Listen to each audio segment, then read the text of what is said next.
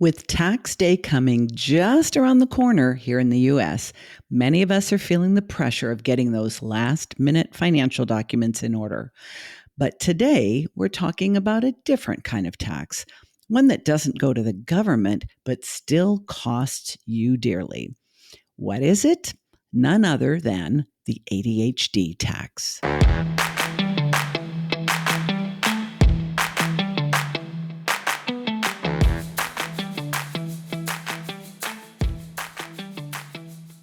If you've ever paid a late fee because you forgot about a bill, bought duplicates of things you already own because you couldn't find them in time, or lost out on business opportunities because you missed a deadline, then you've paid the ADHD tax.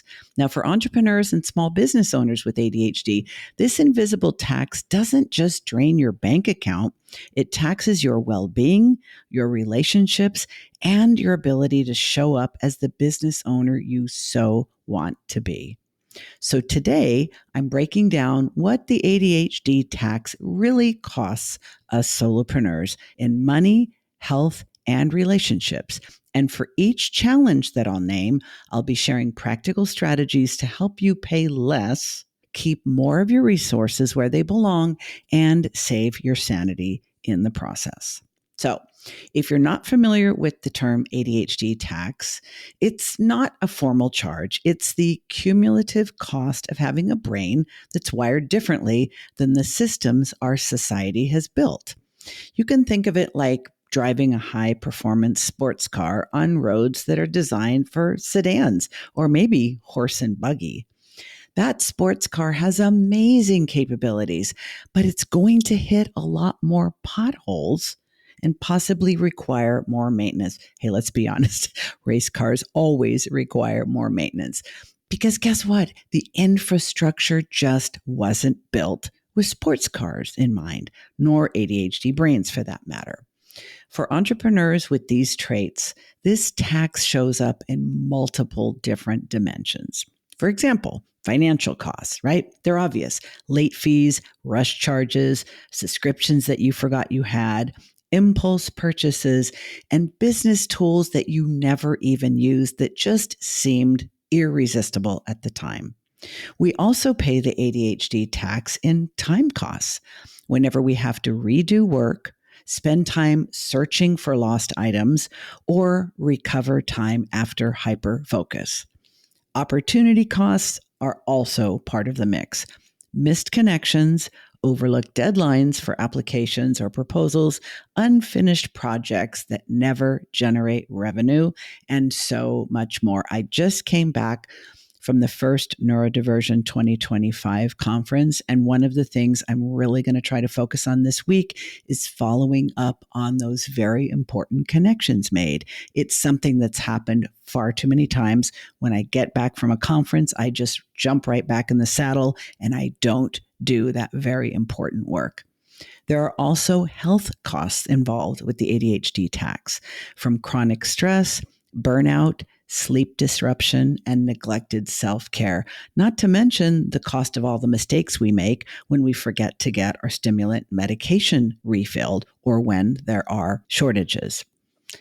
Relationship costs are probably the most painful, at least they are for me, and this can show up as strain with our clients, our team members, and most certainly our family and friends due to missed commitments or inconsistent communication.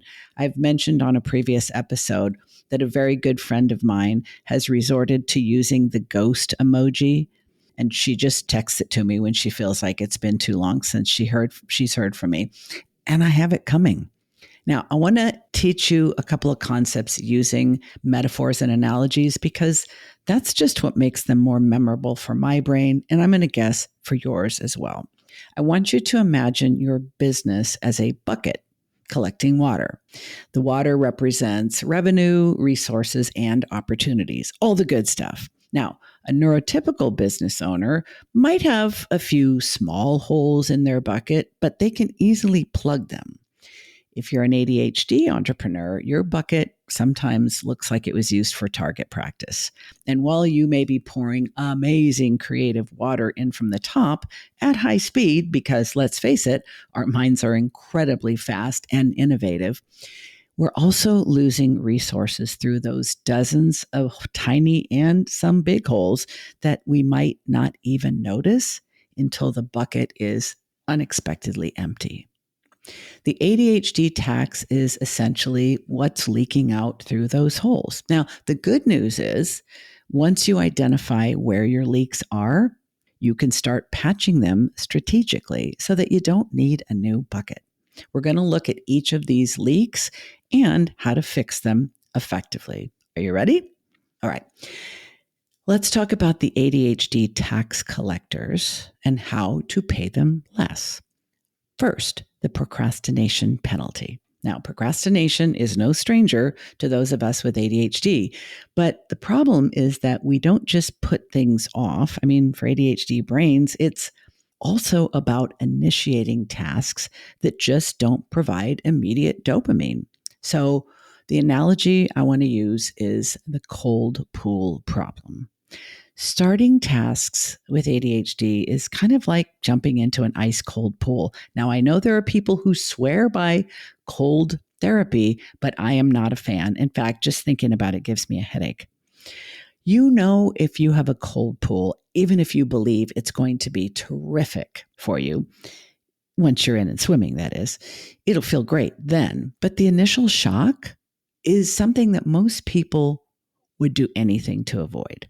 So you stand on the edge, you walk around, maybe you dip your toe in, check your phone, adjust your goggles, anything to delay the plunge. Meanwhile, the longer you wait, the more that task is costing you in stress, missed opportunities, and possibly rush fees. What's the solution? The warm water approach. Sometimes we can't force ourselves to just jump in or cannonball it. It's about finding ways to warm up the water or maybe create a running start so that even if you don't want to do it, that plunge is inevitable. Here are some strategies I suggest. Create a task initiation ritual so that you can signal to your brain that it's time to start. Through practice, your brain will take over most of the work by creating a neural pathway so that when it's time to initiate a task, it's much less effortful to do so. You can also try using the 5-minute rule. Commit to just 5 minutes on a specific task and promise yourself you can stop after that. Spoiler alert, you probably won't. You can also pair unpleasant tasks with something more enjoyable, like your favorite music or your special coffee or that wonderful, very bougie pen that you only use for these unpleasant tasks.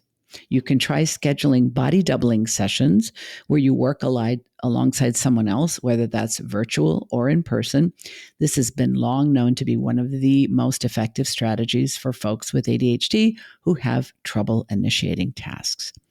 Another popular technique, breaking down those intimidating tasks into micro steps that are so small they don't trigger resistance. I've talked about the magic to do in Goblin Tools in another episode, and that does an excellent job of breaking them down if you don't know how to do that on your own. I will remind you about Goblin Tools in the show notes so you can continue listening now.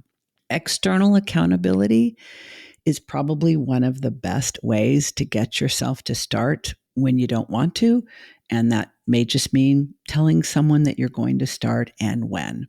It all depends on you, whether you want that person to follow up with you and ask you if you started, or if you're the kind of person who says, when I start, I'll send you a message.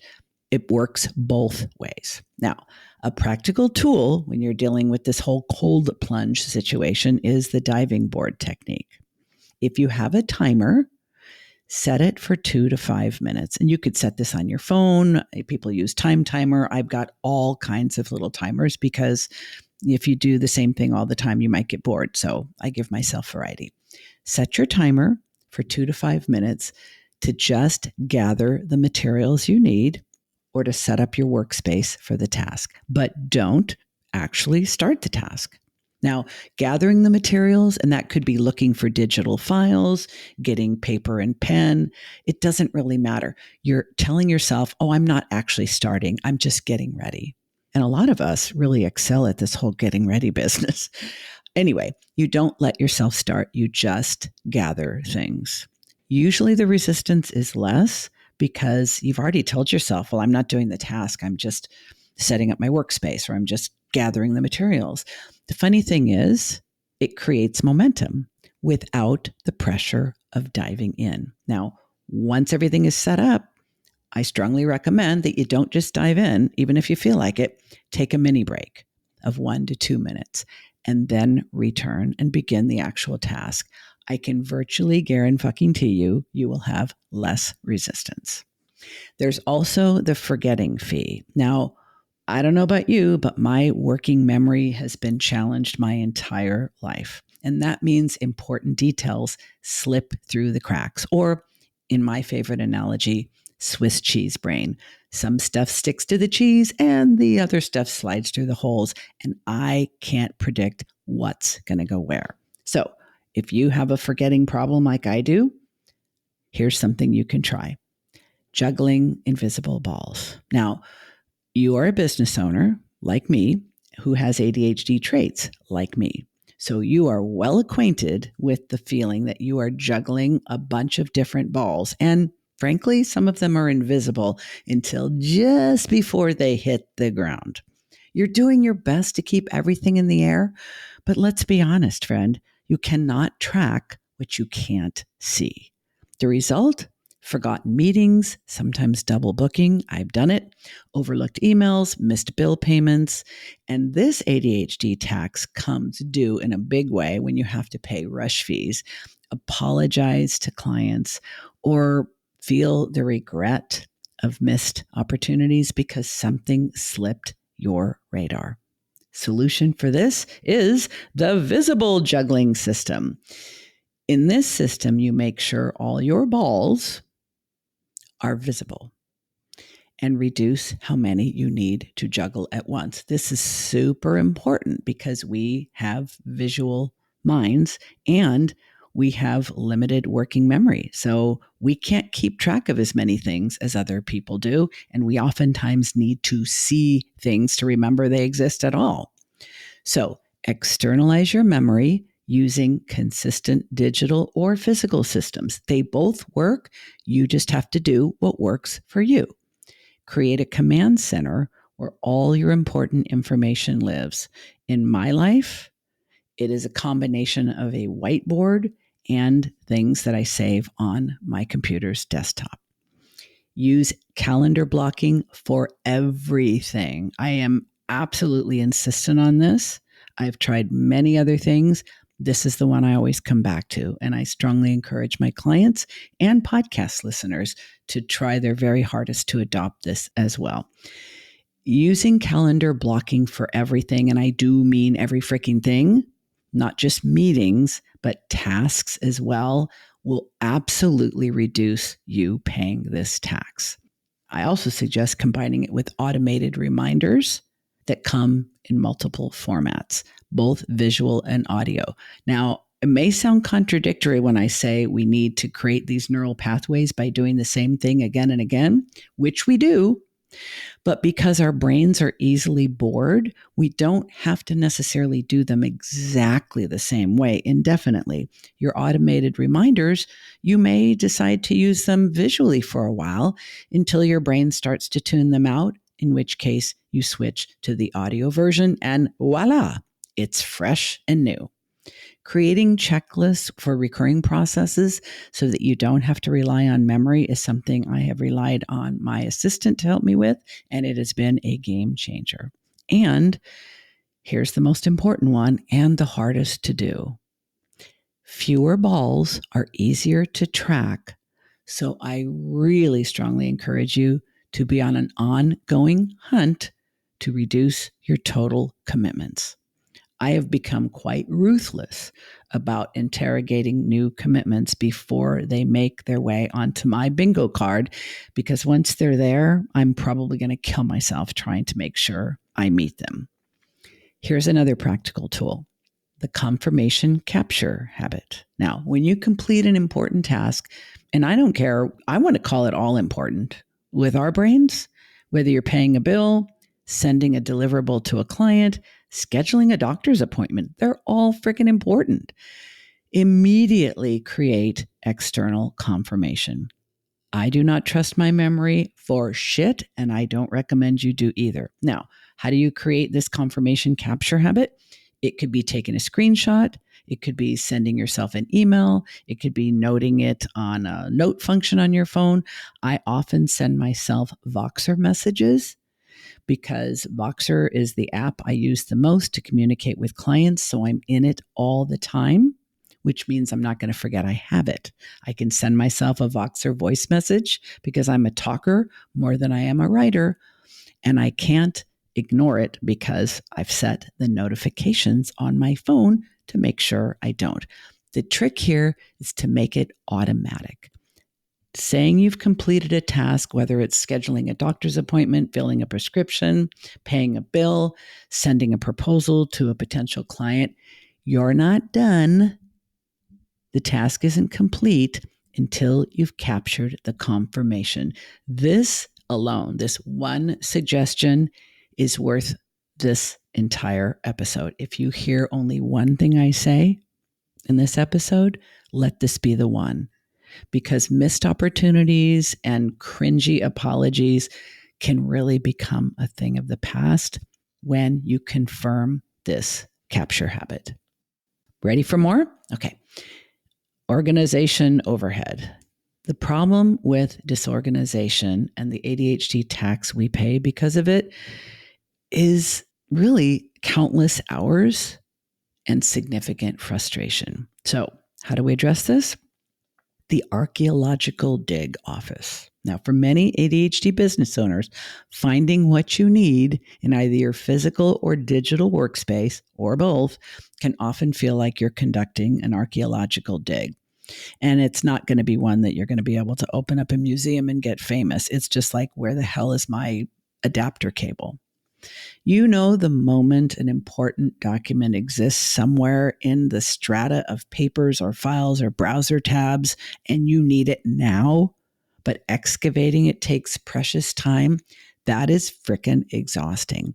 Every moment that we spend searching is a moment not spent creating, connecting, or doing revenue generating work. You feel me? So what we do instead is the curator approach. Instead of trying to organize everything perfectly, because that isn't necessarily going to ensure you will find it when the time comes, instead become a curator who selectively preserves the things that matter most. I just love the sound of that so much, because even though my perfectionistic tendencies mean I want to know where absolutely everything is and color code it and label it, I'm never going to be able to do that. Now, how do you use the curator approach? I'm so glad you asked. You're going to create simple, broad categories rather than complex filing systems. This was one of the keynote talks at the conference I just went to, and people were just madly scribbling notes on it. Simple, broad categories actually work better for our neurodivergent brains than complex filing systems. And what works is better. We use search-friendly naming conventions for digital files instead of some complicated system that you bought from some neurotypical guru.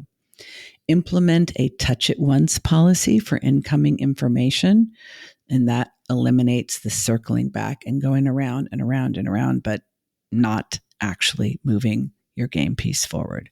Schedule regular 15-minute reset sessions to prevent buildup, and use templates to standardize where information goes in documents so that you aren't literally making it up from scratch and flying by the seat of your pants on a regular basis. This has to be one of the most common things I see with clients who've recently hired me is they've tried to organize, especially their digital files, but they didn't have a naming convention, and God knows where documents go. And this was me for far too many years. I also encourage you to leverage technology's search capabilities instead of trying to be perfectly organized. Technology just keeps getting better, especially now with AI. So the search for being perfectly organized is not only an impossible dream, it's really not the best use of your time and energy. You can also use the parking lot method. And I love this and have talked about this on previous solo episodes. My suggestion is that you create designated parking lots for different types of items. And this can be both physical and digital. For example, a specific email folder for all receipts, a particular drawer in your home office for important paper documents, or a dedicated note-taking app for all client information. The key is having few parking lots that you always know where to check. They're specific enough that you don't end up creating an archaeological dig, and it doesn't have to be perfect to be organized. All right. Next up is the hyperfocus hangover. And this is something I have experienced way too many times. Hyperfocus can be a superpower, but I really don't like to refer to it that way because it comes with some costs that absolutely add to your ADHD tax burden. There's business sprinting, which we love, but really, if you want to stay in business, it's much more like running a marathon. So many of us behave like we're in a race when actually we need a sustainable business so that we can be in business over the long haul. Now, you might be able to accomplish an incredible amount in a focused 12-hour stretch. I know I have, but when you need 3 days to recover afterwards, and important maintenance kind of tasks get neglected, that's not a flex, my friend. This feast or famine approach to productivity creates boom and bust cycles that destabilize your business and exhaust you physically and mentally.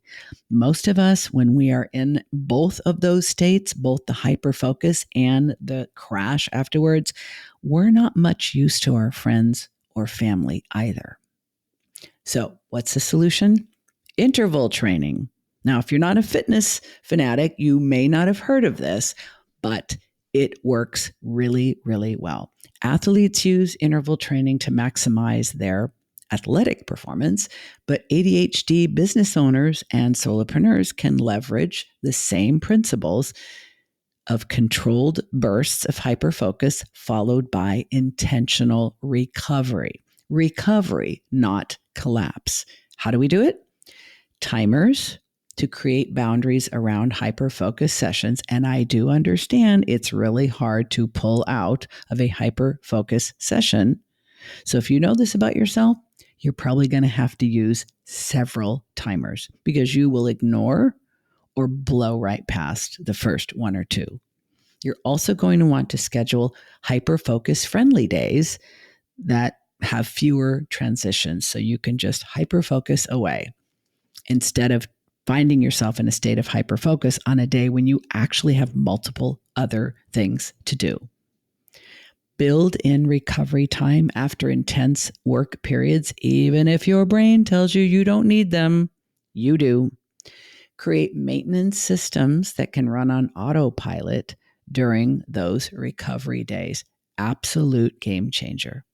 Now, you can harness your hyperfocus for specific complex tasks or creative tasks, but I do not recommend you try to do so for routine work. It is not the best use of your hyperfocus energy.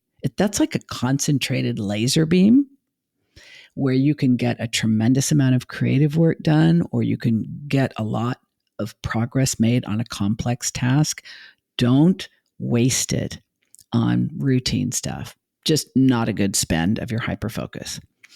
And lastly, use external cues to transition when it's time to shift gears. I've often said folks with ADHD only have 3 problems when it comes to productivity. It's just that those problems are starting, stopping, and switching gears, which covers a lot of territory.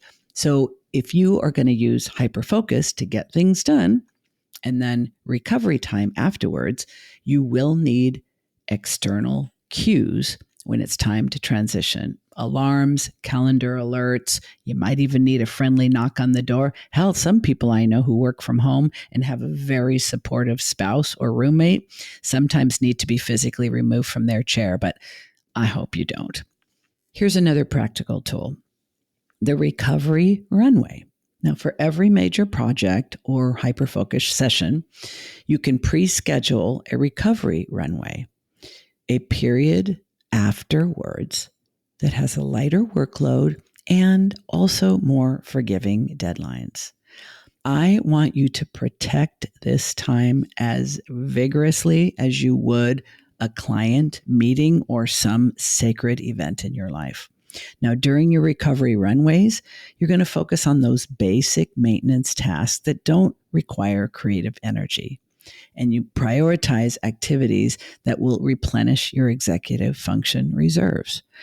People who do this routinely and have really understood how to make it work for them can get so much done on the right things during their hyperfocus periods, and then they get all the rest of the stuff done in the recovery periods. This is interval training at its finest for the ADHD business owner and will drastically reduce your ADHD tax. I would be remiss, especially as a former psychotherapist, in not talking about this.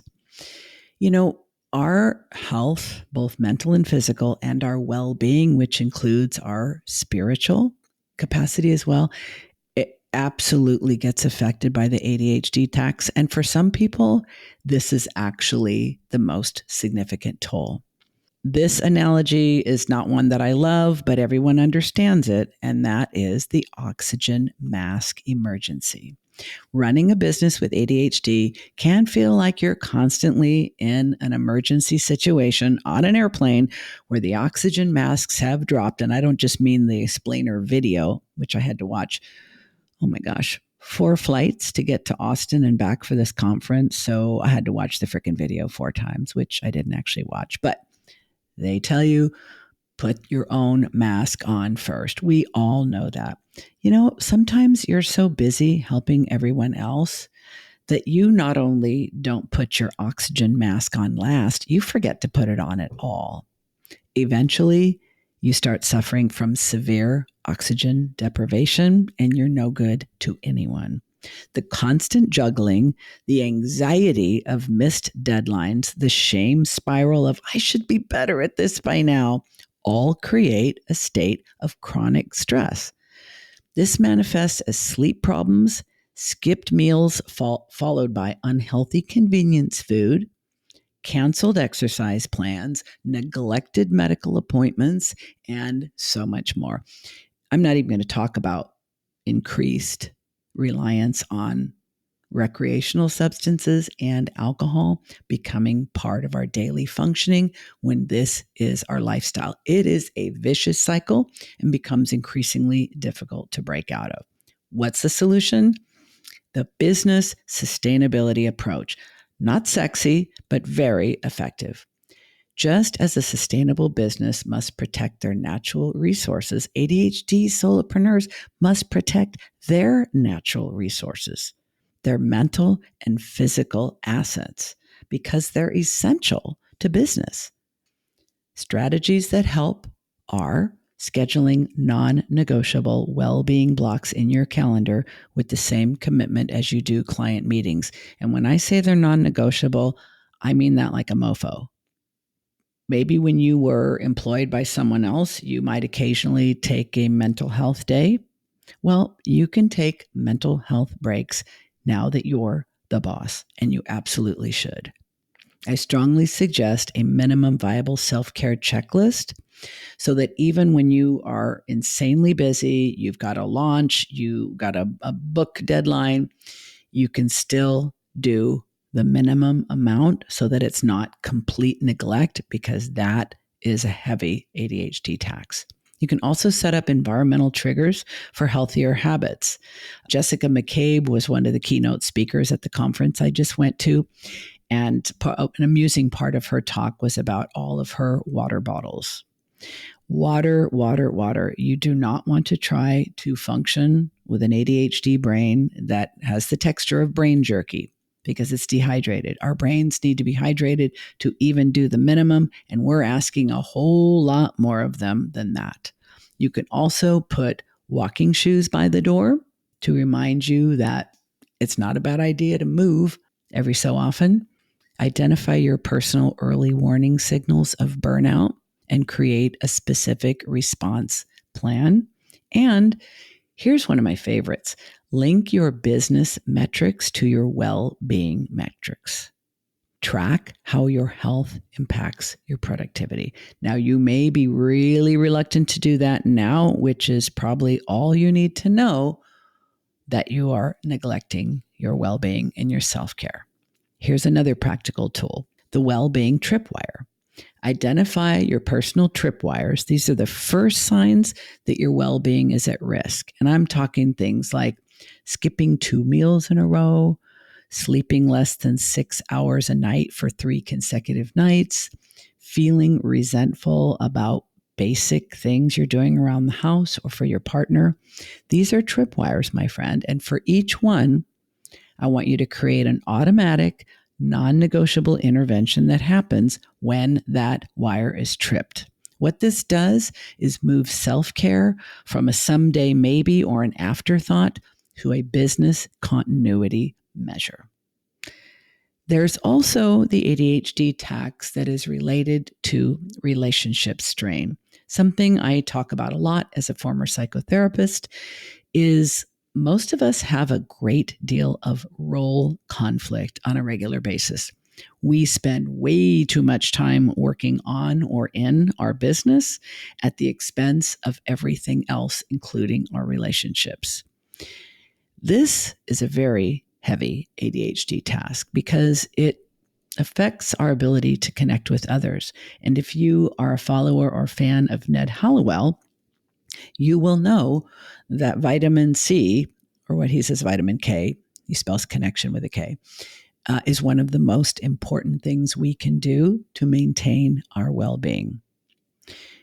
Here's the analogy. Your relationships have something like a credit score. We'll just call it the relationship credit score. And this score goes up or down based on 2 things that are very challenging for folks with ADHD traits. I'm talking about reliability and consistency. Ouch. Every time we're late to a meeting, miss a deadline, forget to follow up, our relationship credit score with that person takes a hit. With our clients, it can mean losing an account. With team members, it might mean higher turnover. And with friends or family, it often means increased tension and decreased support when we need it most. Even when ADHD entrepreneurs deliver exceptional work quality, this relationship tax from being inconsistent can undermine trust and goodwill, the very things that we need to sustain successful business partnerships and personal connections. The solution is the clear expectations contract. In order to minimize relationship strain from ADHD challenges and, frankly, the entrepreneurial lifestyle, here are some helpful strategies. Create transparency about your working style without oversharing or apologizing. I have spent many a coaching session helping clients learn how to stop compulsively oversharing, which sounds like justifying, minimizing, and rationalizing when you're on the receiving end, and also apologizing. People don't want to hear that you're sorry. They want to know that you're not going to do it again. So, establishing clear communication protocols with clients and team members that work for your ADHD brain. For example, what response timeframes people can expect. What are your preferred contact methods? What are their preferred contact methods? And then record that stuff where you're going to remember to look at it. Building buffer time into all deadlines that you share externally can be an absolute lifesaver and reduce this tax. And developing standard scripts for following up on missed connections is something that I learned several years ago and now rely very much on. And there's no apologizing. I use humor and vulnerability to smooth out the tension. But what I used to do is just not follow up when I felt that I was late because I was already too embarrassed. Don't do that anymore. You can also create relationship maintenance reminders to check in with important connections regularly. And I've had some people say, well, if I have to schedule that, then how strong is that relationship? I'm like, dude, do you have ADHD? If you have ADHD, it's not a matter of expecting yourself to remember simply because it's an important connection. You're not going to remember no matter how strong the connection is. So it's really a lousy litmus test to say, well, if I forgot, I guess it's not that important. That's a lie your ADHD brain is telling you. Don't believe it. Here's a practical tool: the Relationship Repair Kit. You can create a standardized step-by-step process for addressing situations where your ADHD has impacted a relationship. And if this is making your brain hurt just thinking about it, I strongly recommend that you turn to one of my unpaid virtual assistants named ChatGPT and Claude. They are both generative AI programs. And when I feel like the last thing I want to do or can ask my brain to do is to create a standardized step-by-step process for anything, I turn to them. Now, how might this look in the Relationship Repair Kit?